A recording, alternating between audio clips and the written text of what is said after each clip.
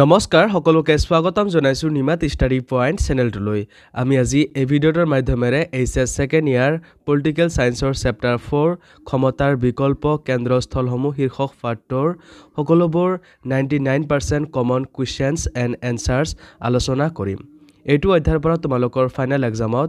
6 number থাকিব so ভিডিঅ'টো অলপ দীঘল হ'ব যদি তোমালোকে শেষলৈকে চোৱা তেন্তে এইটো অধ্যায়ৰ পৰা ফাইনেল এক্সামত 6 নম্বৰ পোৱাটো নিশ্চিত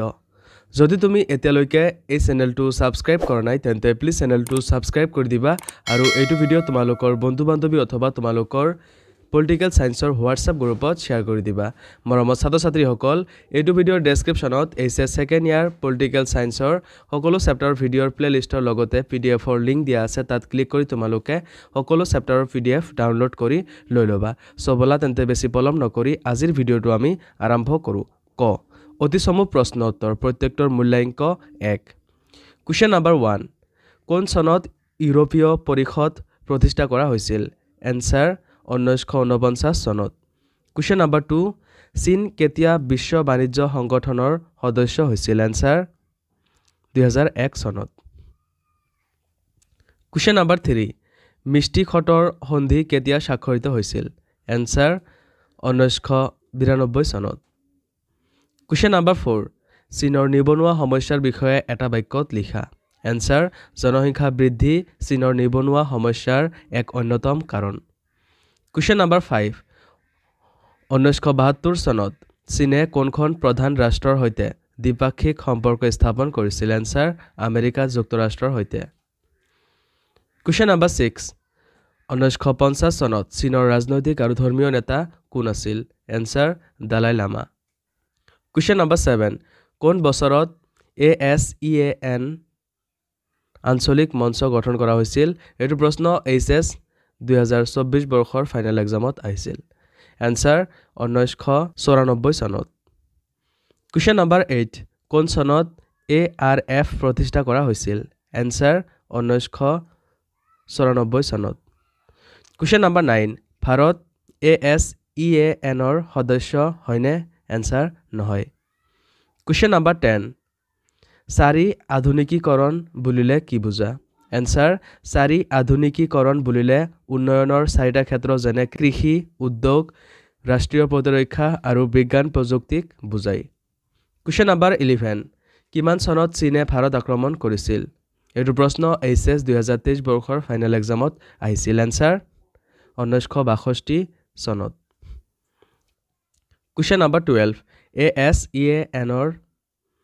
এখন প্ৰতিষ্ঠাপক সদস্য ৰাষ্ট্ৰৰ নাম লিখা এনসাৰ ফিলিপাইনছ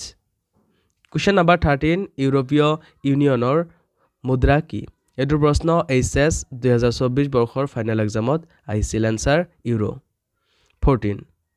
মাৰ্শাল পৰিকল্পনা কি এনসাৰ 1948 চনত আমেৰিকা যুক্তৰাষ্ট্ৰ ইউৰোপীয় অৰ্থনীতি পুনৰ উত্থাপনৰ বাবে প্ৰচুৰ বিত্তীয় সাহায্য আগবঢ়োৱাৰ বাবে যি পৰিকল্পনা হাতত লৈছিল তাকে মাৰ্শাল পৰিকল্পনা বুলি কোৱা হয় Question number 15 বেংকক ঘোষণাপত্ৰ কি এনসাৰ 1967 চনত ইণ্ডোনেছিয়া মালয়েছিয়া ফিলিপাইন ছিংগাপুৰ আৰু থাইলেণ্ডে বেংকক লগ লাগি এক ঘোষণাপত্ৰত স্বাক্ষৰ কৰে তাকে বেংকক ঘোষণাপত্ৰ বোলে Question number 16 চীনৰ কমিউনিষ্ট বিপ্লৱৰ নেতা কোন আছিল এনসাৰ মাও সে টুং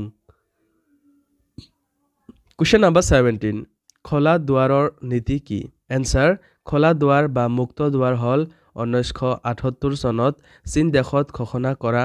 এক নীতি যি নীতিৰ উদ্দেশ্য হল বিদেশৰ পৰা আমদানি কৰা মূলধন আৰু প্ৰযুক্তিবিদ্যা বিনিয়োগ কৰি উৎপাদনশীলতা বৃদ্ধি কৰা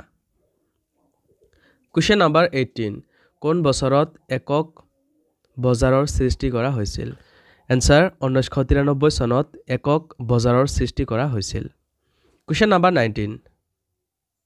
কোন চনত ভাৰতৰ প্ৰধানমন্ত্ৰী ৰাজীৱ গান্ধীয়ে চীন ভ্ৰমণ কৰিছিল এনসাৰ ৰাজীৱ গান্ধীয়ে 1988 চনত চীন ভ্ৰমণ কৰিছিল Question number 20 মেকমোহন লাইনে কোন দুখন ৰাষ্ট্ৰক পৃথক কৰিছে এনসাৰ ভাৰত আৰু চীন 21 SEZ ৰ সম্পূৰ্ণ ৰূপ কি এনসাৰ স্পেশাল ইকোনমিক জোন নাম্বাৰ 22 তলৰ কোনখন ৰাষ্ট্ৰই ইউৰোপিয়ান ইউনিয়নৰ সদস্য number 1 France number 2 Belgium number 3 Italy number 4 আটাইকেইটা এনসাৰ নাম্বাৰ 4 আটাইকেইটা কোৱেশ্চন নাম্বাৰ 23 ASEAN ৰ বৰ্তমানৰ সদস্য সংখ্যা কেইখন এনসাৰ 10খন কোৱেশ্চন নাম্বাৰ 24 ASEAN কোন চনত গঠিত হৈছিল এনসাৰ 1967 চনত খ সমুহ প্ৰশ্ন উত্তৰ প্ৰত্যেকটোৰ মূল্যাংক 2 কোৱেশ্চন নাম্বাৰ 1 বৰ্তমান চীনৰ অৰ্থনীতি ইয়াৰ নিয়ন্ত্ৰিত অৰ্থনীতিৰ পৰা কিদৰে পৃথক এনসাৰ নাম্বাৰ 1 চীনৰ নিয়ন্ত্ৰিত অৰ্থনীতি ব্যক্তিগত খণ্ডৰ ওপৰত গুৰুত্ব দিয়াৰ পৰিৱৰ্তে চৰকাৰী খণ্ডৰ ওপৰত গুৰুত্ব দিয়া হৈছিল কিন্তু নতুন অৰ্থনৈতিক নীতিয়ে ব্যক্তিগত খণ্ডৰ ওপৰত গুৰুত্ব দিছে নাম্বাৰ 2 নিয়ন্ত্ৰিত অৰ্থনীতিত বৈদেশিক বিনিয়োগক নিষিদ্ধকৰণৰ বিপৰীতে নতুন অৰ্থনৈতিক নীতিত বিভিন্ন খণ্ডত বৈদেশিক বিনিয়োগক অনুমতি প্ৰদান কৰা হৈছে কোৱেশ্চন নাম্বাৰ 2 দ্বিতীয় বিশ্বযুদ্ধৰ পিছত ইউৰোপত উদ্ভৱ হোৱা প্ৰধান প্ৰত্যাহ্বানসমূহ কি এনসাৰ দ্বিতীয় বিশ্বযুদ্ধৰ পিছত ইউৰোপত উদ্ভৱ হোৱা প্ৰধান প্ৰত্যাহ্বানসমূহ হল নাম্বাৰ 1 দ্বিতীয় বিশ্বযুদ্ধই ইউৰোপীয় দেশবোৰৰ মাজত একতা আৰু সংহতি বিনষ্ট কৰিছিল নাম্বাৰ 2 দ্বিতীয় বিশ্বযুদ্ধই সমগ্ৰ ইউৰোপৰ অৰ্থনীতি ৰুগ্ন কৰি পেলাইছিল কোৱেশ্চন নাম্বাৰ 3 দুখন এছিয়ান ৰাষ্ট্ৰৰ নাম উল্লেখ কৰা যাৰ লগত ভাৰতে FTA স্বাক্ষৰ কৰিছে এনসাৰ ভাৰতে FTA স্বাক্ষৰ কৰা দুখন এছিয়ান ৰাষ্ট্ৰ হল নাম্বাৰ 1 থাইল্যান্ড আৰু নাম্বাৰ 2 ছিংগাপুৰ কোৱেশ্চন নাম্বাৰ 4 ৰাষ্ট্ৰসংঘৰ নিৰাপত্তা পৰিষদত ইউৰোপীয় ইউনিয়নৰ পৰা থকা সদস্য ৰাষ্ট্ৰ দুটাৰ নাম লিখা এনসাৰ ব্ৰিটেইন আৰু ফ্ৰান্স কোৱেশ্চন নাম্বাৰ 5 ইউৰোপীয় ইউনিয়নে এখন ৰাষ্ট্ৰৰ ভূমিকা পালন কৰি আছেনে এনসাৰ দেখা যায় ইউৰোপীয় ইউনিয়নে সময়ৰ লগে লগে এখন ৰাষ্ট্ৰৰ ভূমিকা পালন কৰি আছে ইয়াৰ এখন নিজস্ব সংবিধান নাথাকিলেও নিজৰ পতাকা সংগীত প্ৰতিষ্ঠা দিৱস আৰু মুদ্ৰা আছে ইয়াৰ কিছু উমৈহতীয়া বৈদেশিক আৰু প্ৰতিৰক্ষা নীতিও আছে কোৱেশ্চন নাম্বাৰ 6 এছিয়া মহাদেশৰ দুখন শক্তিশালী দেশৰ নাম লিখা এনসাৰ এছিয়া মহাদেশত থকা দুখন শক্তিশালী দেশ হল নাম্বাৰ চীন আৰু জাপান কোৱেশ্চন নাম্বাৰ 7 চীনৰ নতুন অৰ্থনৈতিক নীতিৰ দুটা আখৱাহ লিখা এনসাৰ চীনৰ নতুন অৰ্থনৈতিক নীতিৰ দুটা আখৱাহ হল নাম্বাৰ 1 নিবনুৱা সমস্যা বৃদ্ধি আৰু নাম্বাৰ 2 জনসাধাৰণৰ মাজত অৰ্থনৈতিক বৈষম্য বৃদ্ধি গ মজলীয়া দৈৰ্ঘ্যৰ প্ৰশ্ন উত্তৰ প্ৰত্যেকটোৰ মূল্যাংক 4 কোৱেশ্চন নাম্বাৰ 1 এছিয়ান আঞ্চলিক মঞ্চৰ সদস্যসমূহ কোন কোন এইটোৰ প্ৰশ্ন HS 2023 বৰ্ষৰ ফাইনেল এক্সামত আহিছিল এনসাৰ এছিয়ানৰ আঞ্চলিক খণ্ড 1994 চনত গঠন কৰা হৈছিল এছিয়ানৰ সদস্যভুক্ত ৰাষ্ট্ৰসমূহৰ মাজত নিৰাপত্তা আৰু বৈদেশিক নীতিৰ সমন্বয় সাধনৰ বাবে এই মঞ্চখন গঠন কৰিছিল ইয়াৰ প্ৰতিষ্ঠাপক সদস্য ৰাষ্ট্ৰসমূহ আছিল ইণ্ডোনেছিয়া মালয়েছিয়া ফিলিপাইন ছিংগাপুৰ আৰু থাইলেণ্ড ইয়াৰ পিছত Brunei Vietnam Laos PDR Myanmar Cambodia ইয়াৰ সদস্য হয় কোৱেশ্চন নাম্বাৰ 2 অৰ্থনৈতিক শক্তি হিচাপে চীনৰ উত্থান চমুকৈ আলোচনা কৰে এইটো প্ৰশ্ন HS 2019 বৰ্ষৰ ফাইনেল এক্সামত আহিছিল এনসাৰ চীন বিশ্বৰ পৰা 1978 চনলৈকে সম্পূৰ্ণ আঁতৰত আছিল 1978 চনত চীনৰ নেতা মাও ছে ডঙে চীনৰ অৰ্থনৈতিক সংস্কাৰৰ বাবে মুক্ত দাৰ নীতি গ্ৰহণ কৰে এই নীতি অনুসৰি বিদেশী ধন বিনিয়োগ আৰু ঔদ্যোগিক ক্ষেত্ৰত চীন দেশক মুক্ত কৰি দিয়া হয় বিদেশী বিনিয়োগৰ বাবে তেতিয়া এই দেশ এক কেন্দ্ৰস্থলত পৰিণত হয় চীনৰ এই মুক্ত দুৱাৰ নীতি দেশখনৰ বাবে এক আশীৰ্বাদ স্বৰূপ আছিল নতুন অৰ্থনৈতিক নীতিৰ বাবে চীন নিজৰ অৰ্থ ব্যৱস্থাক জড়তাৰ পৰা মুক্ত হোৱাৰ সুবিধা পায় কৃষি খণ্ডৰ ব্যক্তিগতকৰণৰ বাবে কৃষি উৎপাদন তথা গ্ৰামীণ অৰ্থ ব্যৱস্থাৰ উন্নতি হয় কৃষি আৰু উদ্যোগ দুয়ো ক্ষেত্ৰতে বৰ্তমান চীন বিশ্বৰ এক লেখত ল'বলগীয়া উন্নত দেশ কুৱেশ্যন নাম্বাৰ 3 ভাৰত আৰু চীনৰ মাজত বিবাদৰ 4টা কাৰণ লিখা এইটো প্ৰশ্ন এইচএছ 2023 বৰ্ষৰ ফাইনেল এক্সামত আহিছিল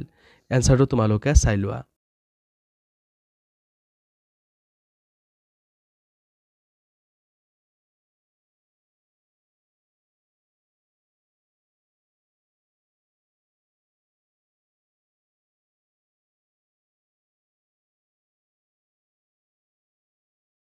Question number 4 এছিয়ান গঠনৰ 4টা কাৰণ লিখা এনসাৰটো তোমালোকে চাই লোৱা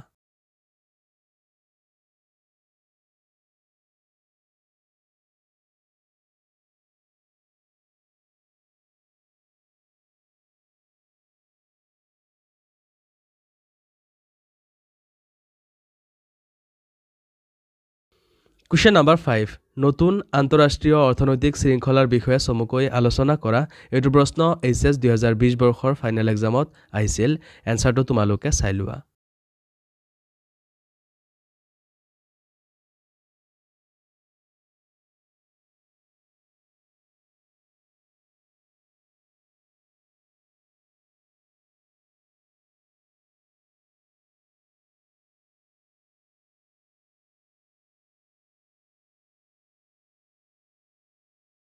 Question number 6 ইউৰোপীয় সংঘই অৰ্থনৈতিক সংস্থাৰ পৰিৱৰ্তে এটা ৰাজনৈতিক সংস্থা হিচাপে প্ৰকাশ কৰিছে ব্যাখ্যা কৰা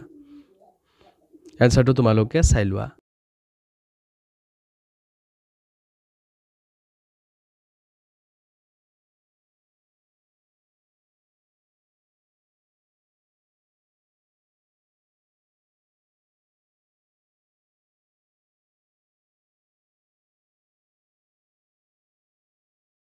খ ৰচনাধৰ্মী প্ৰশ্ন উত্তৰ প্ৰত্যেকটোৰ মূল্যাংক 6 Question number 1 ইউৰোপীয় সংঘৰ প্ৰভাৱৰ ক্ষেত্ৰৰ বিষয়ে আলোচনা কৰা এনসাৰটো তোমালোকে চাই লোৱা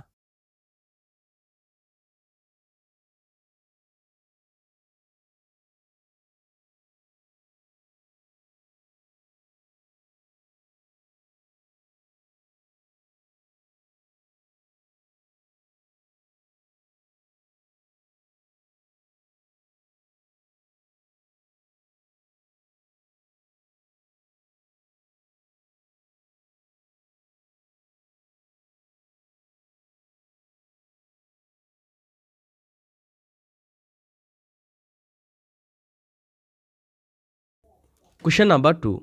তিনিটা বিকল্প শক্তি কেন্দ্ৰৰ বিষয়ে চমুকৈ লিখা এনসাৰটো তোমালোকে চাই লোৱা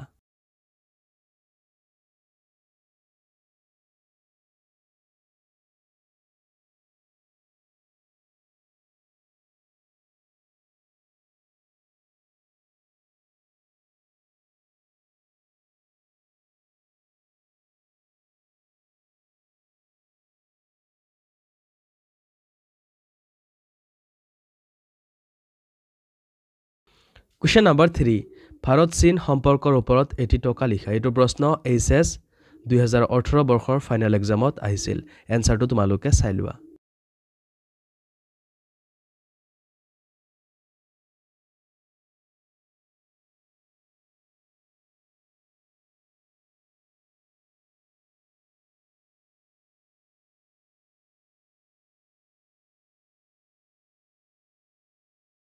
মৰমৰ ছাত্ৰ-ছাত্ৰীসকল আজিলৈ এইখিনিয়ে আশা কৰো এই ভিডিওটো তোমালোকক সহায় কৰিছে যদি ভিডিওটো ভাল লাগিছে তেন্তে এইটো ভিডিও তোমালোকৰ বন্ধু-বান্ধৱী অথবা তোমালোকৰ পলিটিক্যাল সায়েন্সৰ হোৱাটসঅ্যাপ গ্ৰুপত শেয়াৰ কৰি দিবা চেনেলটো যদি এতিয়ালৈকে সাবস্ক্ৰাইব কৰা নাই তেন্তে প্লিজ চেনেলটো সাবস্ক্ৰাইব কৰি দিবা মৰমৰ ছাত্ৰ-ছাত্ৰীসকল এইটো ভিডিওৰ ডেসক্ৰিপচনত এইচএছ সেকেন্ড ইয়াৰ পলিটিক্যাল সায়েন্সৰ সকলো চেপ্টাৰৰ ভিডিওৰ প্লেলিষ্টৰ লগতে পিডিএফৰ লিংক দিয়া আছে তাত ক্লিক কৰি তোমালোকে সকলো চেপ্টাৰৰ পিডিএফ ডাউনলোড কৰি লৈ লবা ধন্যবাদ